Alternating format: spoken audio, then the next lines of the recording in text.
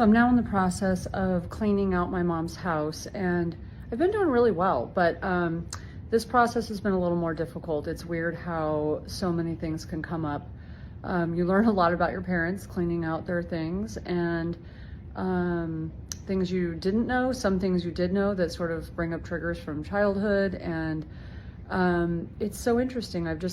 It's been a good exercise for me going through this and doing work that I've learned along the way, and just having grace for things. And also I've been talking to my mom a lot, and just because there's things I feel bad about, things I feel guilty about, and just allowing myself to go through all of those feelings and emotions. And there's a part of you that has to set it aside because you have a job to do, and then when I get home I just go through all of it and I allow myself to feel it and talk to her and pray about it. But it's been such an interesting thing to have to do. So I'm wondering if any of you have had to do that and what it brought up for you.